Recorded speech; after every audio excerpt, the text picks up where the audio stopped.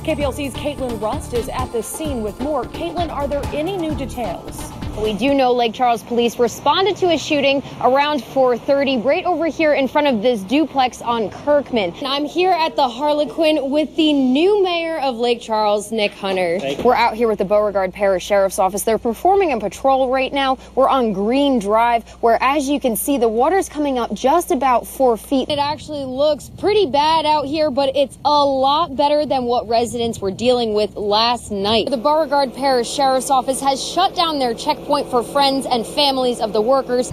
According to Facebook, you can usually find the group here, and most notably here. And we're supposed to be getting rain until Wednesday, when Harvey's supposed to make landfall.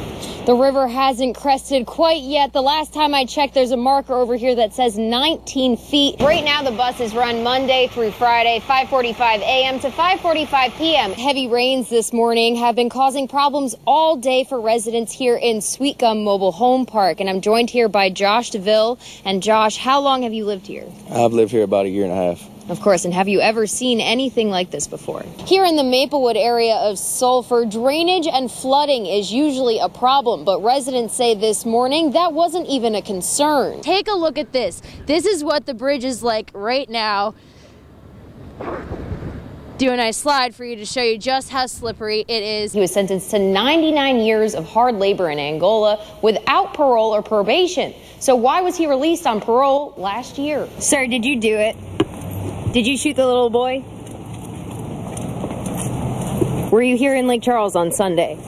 Jillian, the suspect has been identified as 50-year-old Felton Thompson, a New Orleans area man police say is a career criminal with a stay in Angola already under his belt.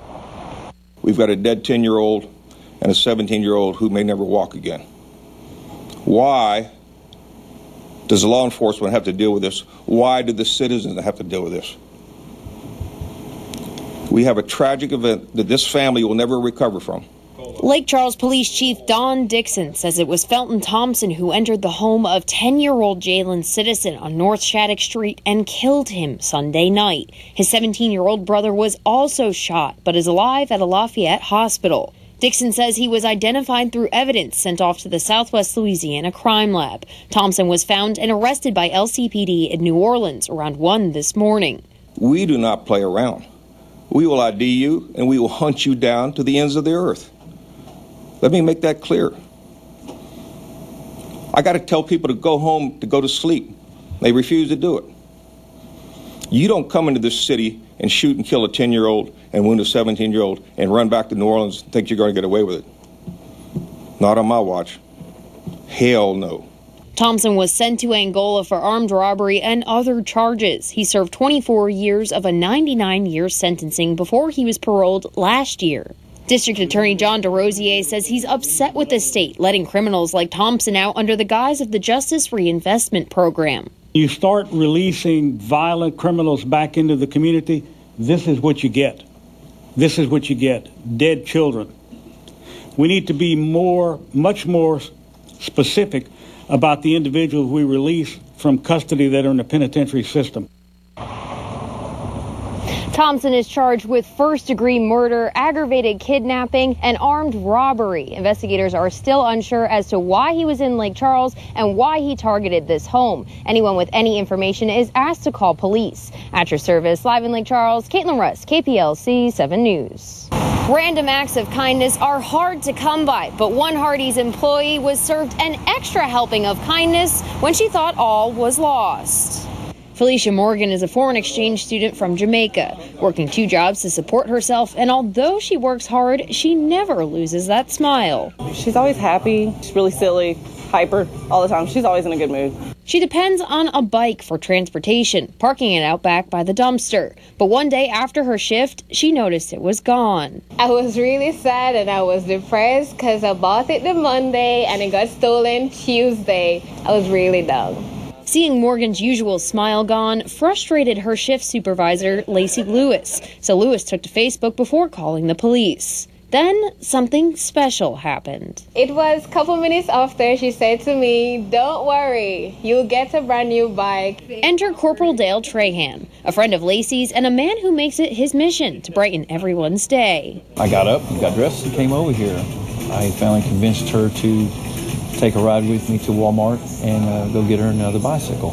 I was overwhelmed. I called my parents, I called my family. I'm like, you won't believe what happened. I met a nice policeman and he bought me a bike. Making not only Morgan's day, but also restoring her faith in law enforcement. Now Felicia's friend for life, Trahan doesn't seek any recognition for his good deed. I just made a bad situation to a good situation. I've done it before, so to me it's just another day, To me it's normal. And the man isn't lying. He's determined to make at least one person smile a day. Well, he helps the community out. When he does, he's very modest. He likes to keep it to himself, but he has helped more people than he even probably knows. From randomly bringing flowers to someone having a bad day on Facebook, to stopping to help out a young man with his broken lawnmower. His friend and co-worker of 20 years, Jim Graves, says he'll do anything to make someone happy. Tran even works a second job just to fund his one-man charity. Going above and beyond the call of duty, not only as an officer, but also as a person. At your service in Lake Charles, Kaitlin Russ, KPLC 7 News.